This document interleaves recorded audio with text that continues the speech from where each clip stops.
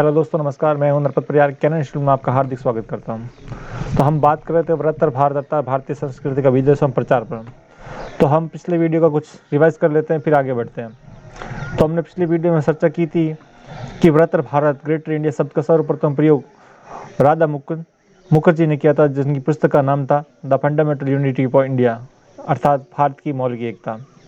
उसके बाद 3 कारण मेजर थे जिसके भारतीय सभ्यता संस्कृति के विदेशों में प्रचार होता। सबसे पहला प्रमुख कारण था व्यापार, और दूसरा था धर्म प्रचार जो सर्वाधिक था, और तीसरा था गौण उपनिवेश की स्थापना।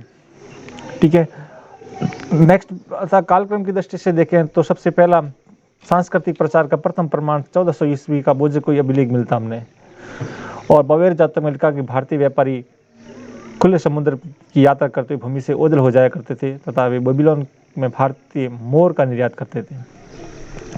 सबसे पहले भारत के संबंध ब्रह्मा, स्वर्ण भूमि, मलाया, स्वर्णद्वीप, कंबोडिया, कम्बुज, जावा, इसका हम चर्चा करने वाले हैं। इन पे सबसे पहले संबंध स्थापित हुए भारत के। 2 भागों में बांट सकते हैं हम। प्रथम मध्य एशिया तिब्बत के साथ, और दूसरा जो इंडो चीन वाला इलाका है पूर्व द्वीप समूह के साथ। तो हमने मध्य एशिया का इलाका है चीनी तुर्किस्तान वाला क्षेत्र, ये मेजर मध्य रूप का नक्शा है। कौन कौन से क्षेत्र सम्मिलित होते इसमें? तो कासगढ़, यारकंद, खोतान, सांसान, कोची, कारासैर, तुर्फान, ये मध्य एशिया के क्षेत्र है जहाँ भारतीय सभ्यता संस्कृति का प्रचार हुआ था। तो खोतान मध्य एशिया में भारतीय संस्कृति का प्रमुख केंद्र था।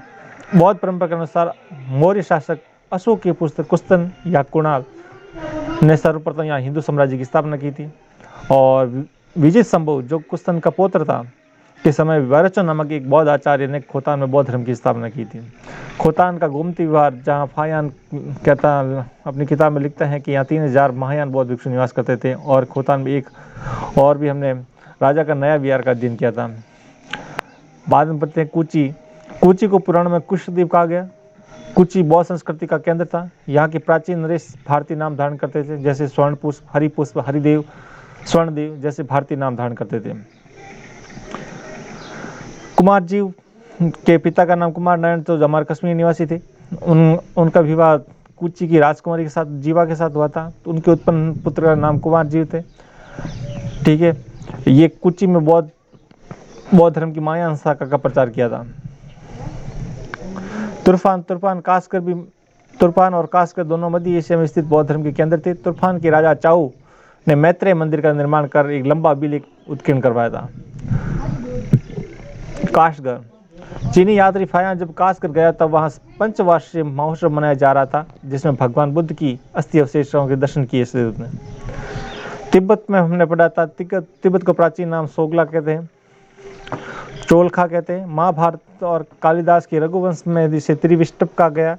और बौद्ध धर्म के लोग तिब्बत के लोग बौद्ध धर्म से पहले बौद्ध धर्म को अनुयायी थे, और राजा सैन गेम्पो ने अपने बुद्ध धर्म को देशव्यापी बनाने के लिए नालंदा विश्वविद्यालय और औदंतपुरी विश्वविद्यालय से क्रमशः शांतिरक्षक शिष्य और पद्म समूह को आमंत्रित किया, और पद्म समूह ने तिब्बत में बौद्ध धर्म की वज्रयान शाखा को लोकप्रिय बनाया था।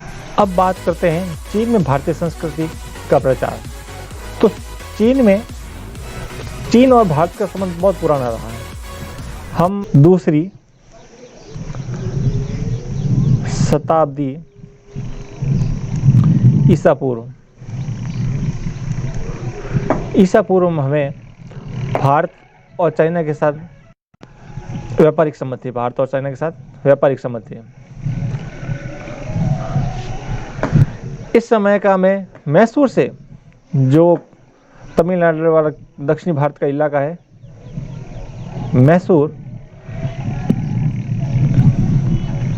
मैसूर से हमें एक सिक्का प्राप्त होता है, एक चीनी सिक्का मिलता है। ठीक है, जिससे हमें ये विदित होता है कि भारत 2री शताब्दी से चीन के साथ व्यापार करता था। और एक चीनी ग्रंथ है जिसमें इस दक्षिणी भारत के इलाका कांची के लिए हुआंग 6 शब्द मिलता है। एक प्राचीन चीनी ग्रंथ है, उसमें लिखा है कि वांगचे और चीन के मध्य भारत के व्यापारिक संबंध थे। ठीक है।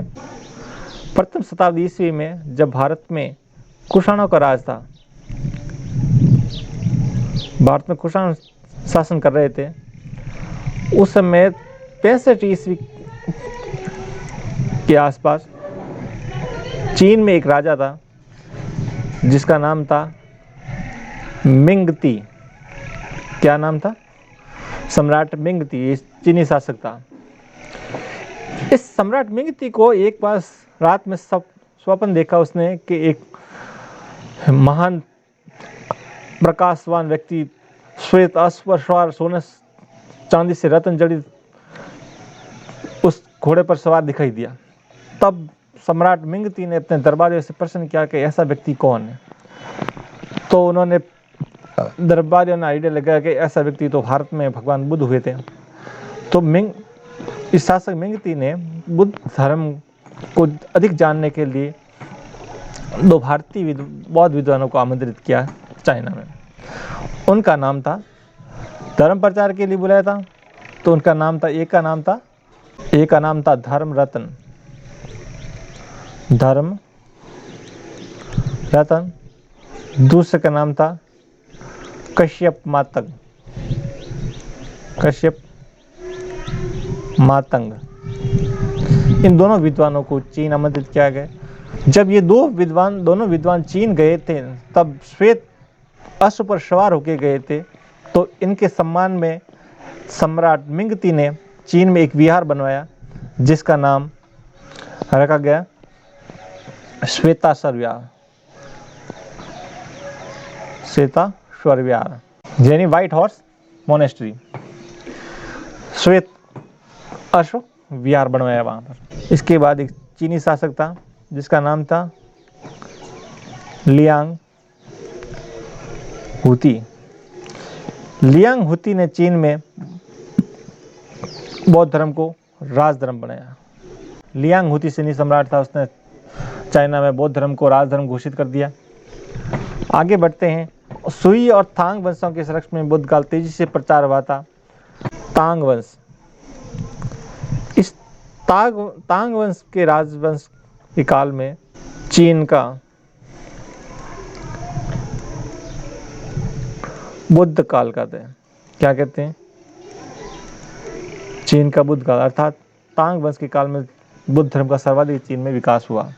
जो हमने पिछले वीडियो में चर्चा की थी कुची में कुमार जीव के बारे में, बाद में चीनी शासकों ने वहाँ पर आक्रमण के कुमार जीव को चीन में लाया गया था। तब चीनी सम्राट ने कुमार जीव का बहुत सत्कार किया था। तो बाद में कुमार जीव को बुद्ध का राष्ट्र गुरु घोषित कर दिया गया था। और महायान शाखा का चीन में महायान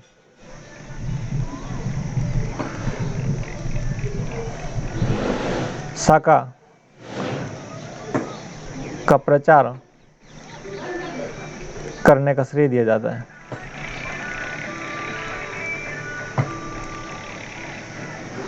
किसे दिया जाता है? कुमार जीव को। जो कुची वाला हमने पढ़ा था, कुमार जीव को चीन में महायान शाखा का प्रचार करने का श्रेय दिया जाता है। और चीन में वज्रयान शाखा, जो जादू टोना टोटकों वाली शाखा थी, वज्रयान शाखा का प्रचार करने का श्रेय जाता है, जिसका नाम है अमोघ वज्र।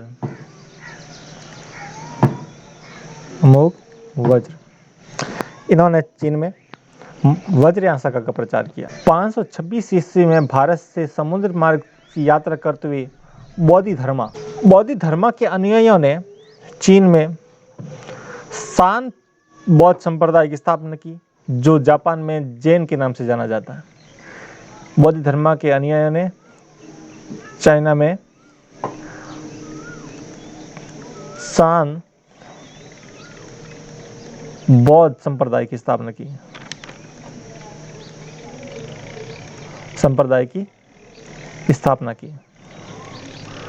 जो कि जापान में किस नाम से जाना जाता है?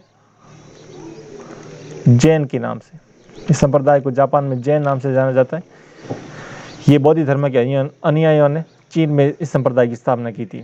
बौद्ध धर्म ने चीन में शाओलिंग मठ की स्थापना की। शाओलिंग मठ में जो बौद्ध भिक्षु थे उनको शाओलिंग कुंग फू सिखाया जाता है। जो शाओलिंग मठ में बौद्ध भिक्षु थे उनको शाओलिंग कुंग फू सिखाया जाता है।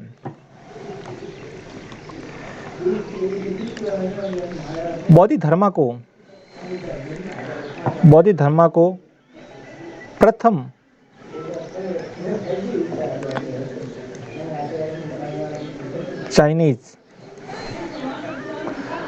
चाइनीज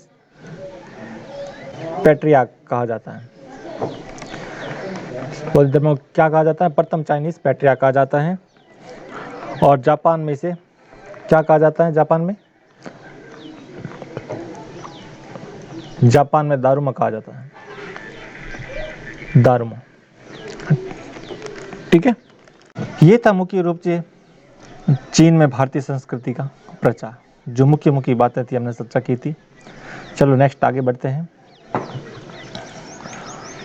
कंबोडिया या कम्बुज, वर्तमान कम्बुज का नाम कंबोडिया है। इन्हें प्राचीन नाम एक और मिलते हैं, कंपुचिया। इनका एक प्राचीन नाम और भी है। जो इंडो चाइना वाला इलाका है जिसमें सबसे प्राचीन हमारा कंबोडिया है। तो कम्बुज की स्थापना कौंडिन्य नामक एक ब्राह्मण ने की थी, जिसके कारण कौंडिन्य को उत्तर भारत में हिंदू राजवंशों का संस्थापक कहा जाता है।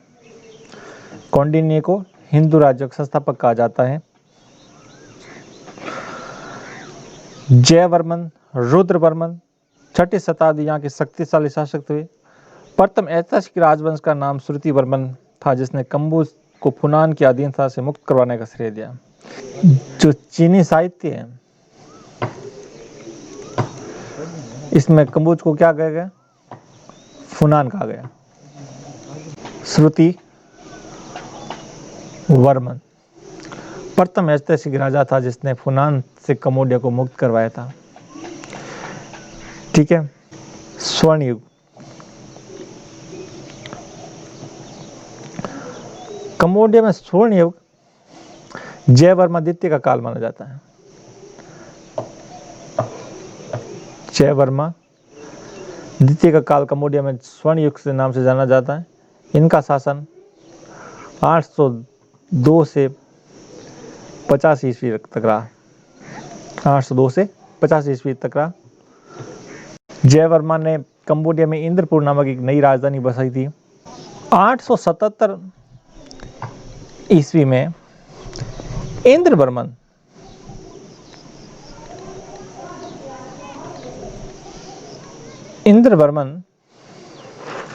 नामक शासक हुआ था। इंद्रवर्मन का पुत्र था यशोवर्मन। इंद्रवर्मन का पुत्र था यशोवर्मन। इस यशोवर्मन के नेतृत्व में कंबोडिया है जो एक भारत साम्राज्य तथा भारतीय संस्कृति का केंद्र बना। इस यशोवर्मन की तुलना हमारे प्रख्यात पंडित पाणिनि से की जाती है। किसकी तुलना? यशोवर्मन की तुलना। पाणिनि की महाभाष्य पर इसने टीका लिखी थी। यशोवर्मन ने वैभवशाली राजधानी यशोधरपुर अर्थात अंगकोर या नगरधाम का निर्माण किया, जो 300 वर्षों तक साम्राज्य की राजधानी रही। नगर के मध्य में उसने ने पंचस्तंभी शिव सुरेख मंदिर स्थापित कराया। पंचस्तंभी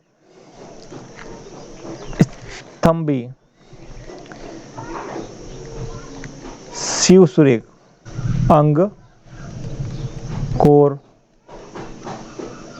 वाट मंदिर। अंगकोर वाट का मंदिर बहुत ही भव्य और बहुत ही शानदार भारतीय संस्कृति और सभ्यता का प्रतीक, जो भारत के बाहर स्थित है, ठीक है। तो अंगकोर वाट मंदिर का निर्माण किसने कराया? सूर्यवर्मा द्वितीय ने 1125 ईस्वी में सूर्यवर्मा ने मंदिर का निर्माण करवाया। वृहत्तर भारत के हिंदू मंदिर में सर्वाधिक उल्लेखनीय है। इसका निर्माण 1125 ईस्वी सूर्य वर्मा द्वितीय ने करवाया था। संपूर्ण मंदिर पत्थरों का बना है। 2.5 मील के घेरे में स्थित इस मंदिर के चारों ओर 650 फीट चौड़ी व 2 मील लंबी खाई है।